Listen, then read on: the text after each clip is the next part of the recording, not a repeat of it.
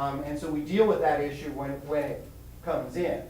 And I was going to tell a story a little bit about, having a gay man in the group and how that affected our group process. Now, we have 20-some groups, so I'm pulling from, I'm doing a composite when I talk about these guys so that nobody's identified.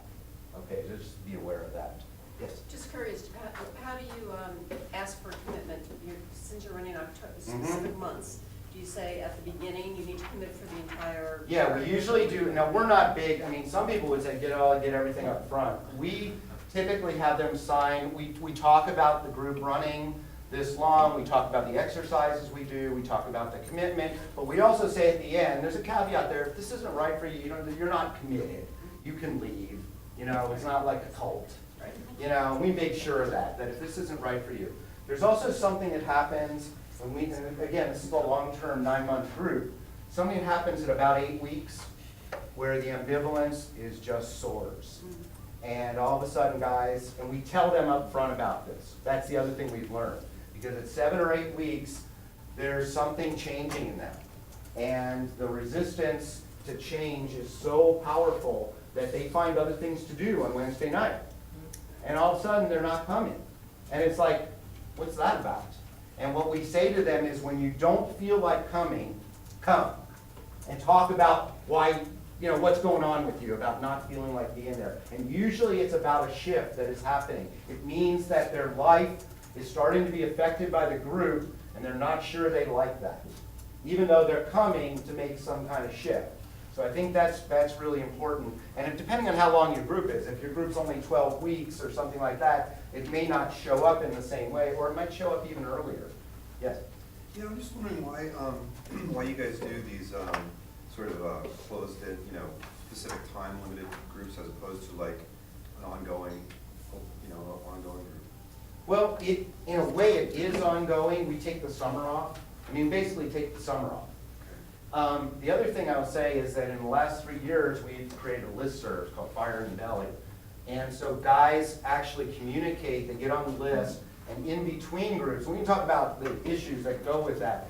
They actually can talk to each other online and keep that connection over the summer, sometimes between groups. And then the other thing we do is, because we don't kick anybody off, is that guys who aren't in the group anymore actually can interact with the members of the group that are current as sort of old guys. And that's kind of interesting too. But we see it as ongoing. The reason we say make the commitment is because we tried to leave it open-ended, and we had guys with sort of a revolving door, and the group dynamics you have to keep reestablishing trust when someone keeps showing up new. So that's why we don't like to do that. And I don't think you were asking that. I think you were saying, like, why doesn't it just keep going 12 months a year? Yeah. My question is about, actually now I have 2 questions. Yeah. What about the termination process? You talked about having veteran members and the new members. So if you could talk to us a little bit about how you collaborate around kicking people out to make space for new people? Yeah, it's interesting. Usually we get probably 60% return rate. So we do have room for about 40%. And sometimes we take more guys than we actually think we can even squeeze into the room. Sometimes we have a waiting list.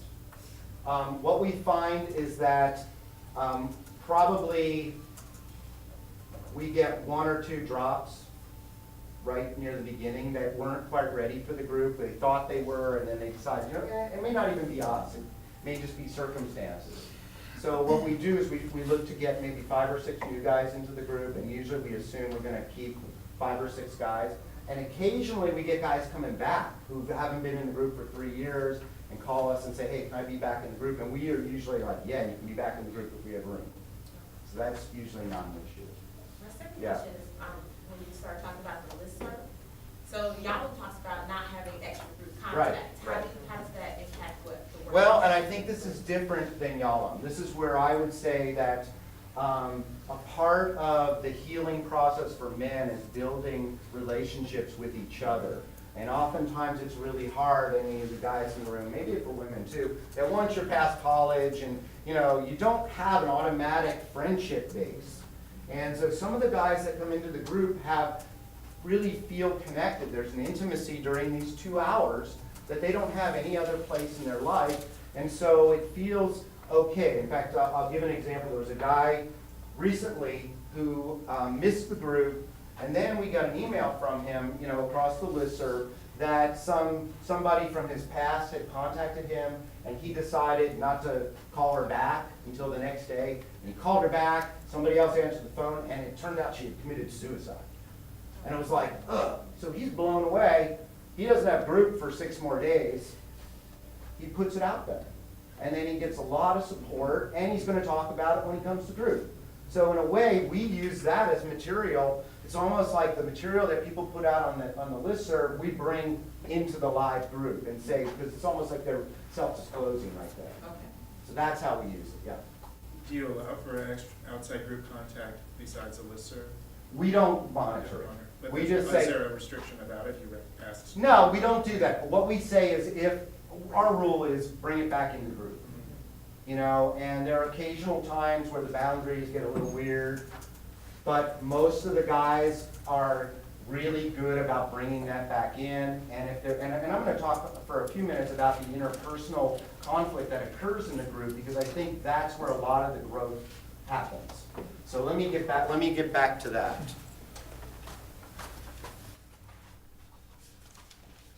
Okay. And we do not charge a lot of money for this group. Okay, we try to keep the cost down. We have guys who are everywhere from who are unemployed. In fact, we've carried guys for several years who could not afford it. And we've talked to them about that. We've had other guys who we carried, and now they pay the full price once they got jobs. We've had CEOs, we had doctors. I mean, it's a great mix usually that come into the group, and we don't want the cost to be the factor. There's something about just having the group. I don't make money off, it's like the group isn't where I make my money. It's because I like doing it. It's because I feel like I'm giving something. But I think it is important to have a space that's conducive to group. So I'll tell you a real little story. We used to have, we moved around a lot because we were trying to find that right space.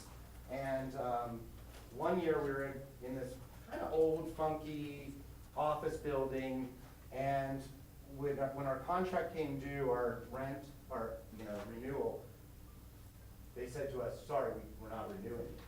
I'm like, what? They're so like, you're too loud, and she didn't want to tell us, they just didn't want us there. So my partner, the guy who I run the men's group with, ended up buying this old house in town and renovating it. And so, it's blurry here, but it's like a cave. We dug out the ground floor of this place, and we have a really cool space now. And he owns the building, so we can't get kicked out. So it's very cool. And you can see a little bit that it's pretty casual setting, privacy. Any other therapists working in the building know on Wednesday night not to work, because we tend to allow expression. We allow guys to hit the punching bag. We allow guys to scream. We allow guys to express things that they don't normally have a place to express within a therapeutic context. Sure, you can go to the gym and work out, but you don't get to you don't get to direct it at anybody and say it out loud. That's inappropriate. So we have all kinds of equipment, punching bags, gloves. We have one of the best things to get anger out, and again, my theoretical basis for the anger is that it's easier for guys to access anger, and then it opens the door to other emotions. It's much harder for us to say, let's all get sad. But if we say, let's get, you're feeling frustration, we have one where we use there's kind of like a rubber hose and phone books. Okay, with hardly any phone books. You can get rid of all your phone books. And hitting the rubber hose on phone books, it just creates such a mess. It's great. It's like you're hitting something, and stuff's flying all over the place, and it feels like you're doing some damage. And again, this may sound a little scary, but what happens after that is usually a softening.